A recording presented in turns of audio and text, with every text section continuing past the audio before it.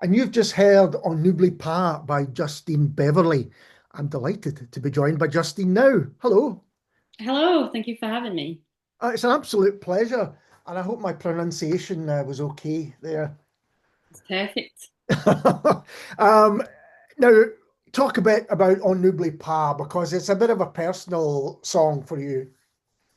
Yeah, definitely. I think the idea stems back to a conversation that we had with my parents a couple of years ago. And my mum's retired, and my dad is going to retire soon as well. And they just really want to move from where we've been staying for the past 20 odd years. So there was talks about selling the house where me and my sister grew up. And I was just looking around during the Christmas holidays and thinking about all the memories that we'll have to leave behind and the moments that we shared together as a family. There was some really good memories, some not so good memories, but all of it just makes a life. And I wanted to capture that in a song, just to have a sort of keepsake that I would have with me. I mean, I guess there's almost no more poignant time than a last Christmas in a kind of family home. Yeah, definitely. So I really wanted to release this song around Christmas time because that was really relevant for me. So yeah, it took 2 years to record and release, but we're finally out there. So yeah, And you, as people may have realized by listening to the song, you write and sing in both French and English. So, that's what's right. your background? I've been looking forward to talking to you because I think there's an interesting story there. Yeah, so I grew up in France. I was like in the suburbs of Paris for most of my life, and then I lived in Australia for a few years, which you can probably tell. And then I moved to Scotland. I've been in Scotland for 7 years. So I was here for the whole COVID. I lived in Dundee, Inverness, and now I feel quite settled in Glasgow. It's quite nice actually because I think you can hear your story in your accent, which is quite a nice thing to do. Whereabouts in Australia were you, just out of interest? All over the place. I mean, Melbourne was kind of my base, and that's where I had the most friends, and it felt a lot like home. And actually, Glasgow reminds me a lot of Melbourne for different reasons. Um, but yeah, I was out in the countryside. I worked on a horse farm. I worked on a Cree fish ship as well as a dick hand, and I worked in a hotel like in the Kimberley. So I've seen a lot of the country. Yeah, yeah. Um, so what's your musical background? How long have you been making and playing music? That's a very good question. I have been singing for like as long as I can remember. I was always the annoying person singing along in the car, and my mum was like, "I can't hear the actual music. Stop singing." Um, but I joined the choir when I was at school, like secondary school. But it was not like a religious choir. It was sort of doing musicals, like Cats and that kind of thing. Um, and I was in the backing singers for the first year, and then I thought, oh, maybe next year I'll apply for like a solo act. But the music teacher dropped out, and the whole thing was binned basically. So I kind of missed my chance. And then it was only a really long time after that, when I was in Australia, that I participated in open mics with a friend who was playing the guitar and I was singing, and I kind of got really hooked. And I thought, when I get back to France, I'm going to learn the guitar by myself. And it was actually a lot more difficult than I was expecting. So it actually took me like years to pluck the courage to go to an open mic in Scotland and to actually like start writing songs. So realistically, my first open mic in Glasgow was March 2023. I started writing songs that same year, and 2024 was sort of my first year kind of gigging around and playing festivals. I spent a little time in Australia a while ago now, but it does have a strong live music scene. It's not just venues, it could be bars in the corner and all sorts of places. And did you find it was a healthy music scene in Australia? Oh yeah, definitely. And I think the Australian mentality is just like very open and very welcoming, and everything just feels easy when you're over there. And to be fair, like there's lots of people who have ancestry from Scotland, from Ireland, so the folk music is quite prevalent there. Yeah, I spent some time in Perth and there was a strong Scottish community over there. Definitely. And in terms, I mean, you say you played open mic in Scotland. Am I right in saying you played the Danny Kyle stage at Celtic Connections? I did. That was my first proper gig, and it was really scary. I bet, but that's a great place to start Yeah. because it's got a really good reputation for presenting really talented musicians. Was it quite daunting though? Yeah, it's actually quite funny because like you had to apply before the cutoff, which was during the Christmas holidays, and a friend who had met during open mic sent the link to me and said, "Oh, you should apply." And I was like, "Haha, lol," as if. But I thought, I'll apply, and if it doesn't work out, then I'll just reapply the next year. And I was really, really surprised to get in, and that person actually didn't get it, so that was awkward. But yeah, it was for me. It was quite like a springboard for all the stuff that I've done since then, and it was really just sort of a validation stamp like, oh, I'm a real musician, I can actually do these things. And Celtic Connections is so prestigious, and I think when you're not Scotland, I just felt like the country was accepting me. I don't know, that's a weird concept, but that's what it felt like, really. And I had all my friends there in the room, and there was like a queue of people waiting outside. It was a really great experience, really. Yeah, and how have you found the kind of Scottish music scene more generally? Yeah, so like from the get-go, I knew that I wanted to write sort of folk country music because that's what I've always loved. And I was actually surprised to find that there's quite a strong scene in Glasgow specifically. I think when you get to Inverness and the Highlands, it's more like trad folk. But yeah, I found the open mic scene to be a really welcoming scene, and I met amazing people who've become really close friends. I think, as in every sort of artistic scene, you have to be careful who you talk to and who you share personal things with, because not everyone is in there for the same good reasons. But overall, I think it's Glasgow, especially, is a really great place to make music and to make connections.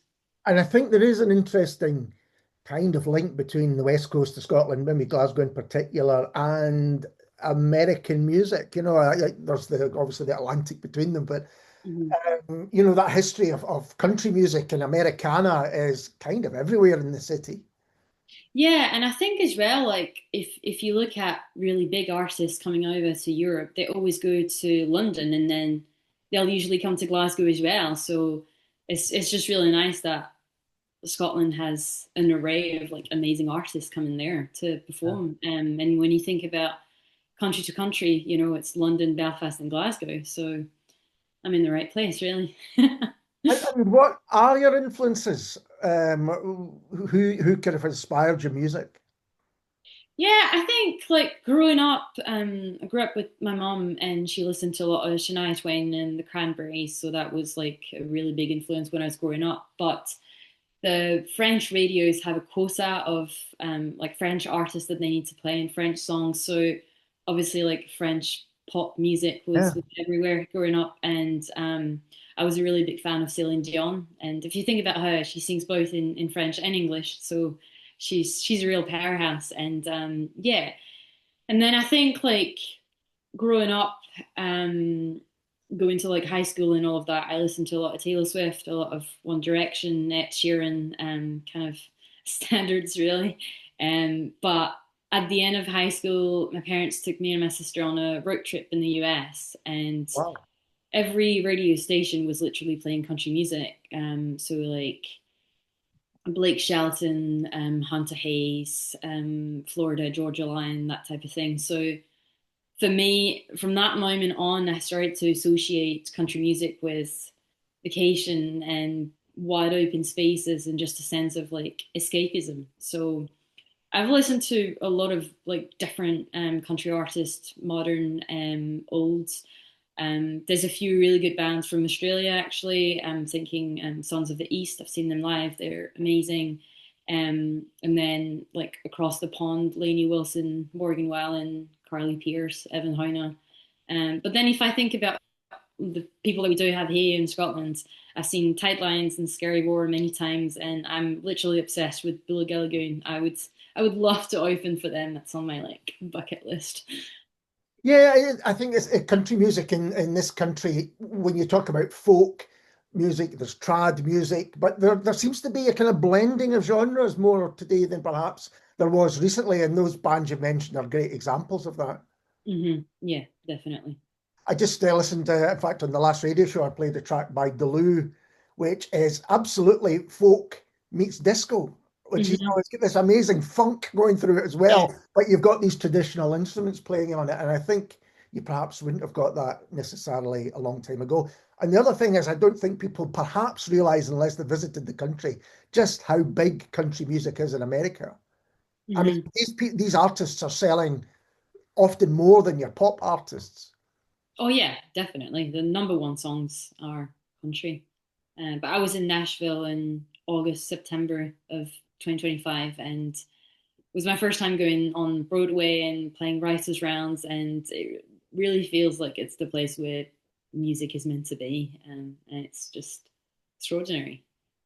And you've been doing live gigs where you've met other people and you've had to collaborate on your releases so far. You've been Hmm. working with musicians. Yeah, so I was really lucky to meet my producer at a gig that I played not last year, but the year before that. And he just reached out to me and said, "I like your song Passenger Seat. I would love to produce it for you if you're keen for that." And I wasn't really working with anyone at that time, so I thought, "We'll just give it a go."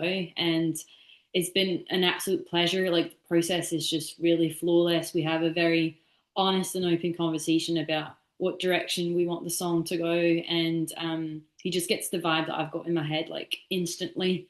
And then in terms of like people who have played on the track, um, I've met a lot of people through the open mic, so I was like, I want I want the best of the best to play on my songs, and thankfully they said yes. So yeah, and my next song, I don't want to say too much because I feel like I've already spilled a lot of secrets, but my next song will be a duet with a friend of mine in the country scene. So that's going to be even more different to have someone singing with me on the track. Now, you don't need to tell us anything about it, but do you know when it might be out? Well, the original plan was Valentine's Day. We've been quite delayed, so probably end of March. Okay. Okay, well, look out for that, definitely. And you mentioned your debut single, Passenger Seat, which we're going to hear in a moment. Can you talk about that? It was very well received. Yes. So Passenger Seat is actually the second song that I ever wrote. Okay. And at that time, I felt like I was a lot of built up anger inside of me. And I felt like the lyrics was just pouring out onto the page. And I was actually quite struggling to fit everything I wanted to say into one song. That's why there's like three verses, which I've never done that since then. Um, but for me, it's really the song that prompted me to think about my music a bit more seriously. I was like, oh, maybe I'm not so bad at this. I can write songs and I can write good songs. And when I was playing it at open mics, people were like singing along, clapping along, and the whole reason why I started going to open mics is because of the person I'm talking about in that song, really. Who yeah had a really big influence on my life. Good at first and then quite bad, and I was just looking for an outlet, and I started singing, and then I thought I'm gonna write a song about that. So it felt like a revenge anthem, but now it's just water under the bridge, so I don't even care anymore. Do you have further plans for EP or albums, or are you just taking it one release at a time? Yeah, so the idea is to have an EP with four tracks before this summer. So we'll have the song that's a collab, and then another song, which I'm still hesitating about what song to record for the last one on that EP. I had one in my head which felt quite obvious, but there's one that's been really resonating with people at my gigs, so I might just change my mind. And talking about gigs, do you have any coming up that you could let us know about? I do. I'm playing Country on the Clydes on the 15th of March in Ferry, in Glasgow. And then I'll be playing live in Lochgoil in May, in Lochgoil Heads. So hopefully I'll get some stuff in between. Yeah, absolutely. And this might seem like this is probably a stupid question, but what's it like to write in both English and French? Is it just second nature to you? It's not. It's actually really, really weird because you would think, oh, being a French person, it's easier to write in French, but it's not because most of the music that I listen to is in English, so we just tend to pick up like sayings and phrases. And then I work in English. All my friends are in Scotland. They all speak English, so I really only speak French when I speak to my family on the phone or when I'm back for the holidays. So I tend to write more in French when I'm in France, if that makes sense. So like once or twice a year, and the rest of the time it's in English, just because it feels a lot easier and it's actually like the way the language flows. It's easier to sing in English, I would think, and it's easier to make stuff rhyme as well. Do you feel a different character when you're singing in each language? Um, At the beginning, I did. I felt a lot more vulnerable when I would sing in French, because I thought, oh, this is my real personality, is the real me coming through. But now, not really anymore. I just feel like when I sing, that's the me who sings, and that's that.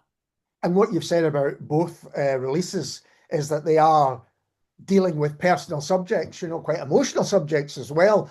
And you feel that that's a good way for you to kind of understand your emotions?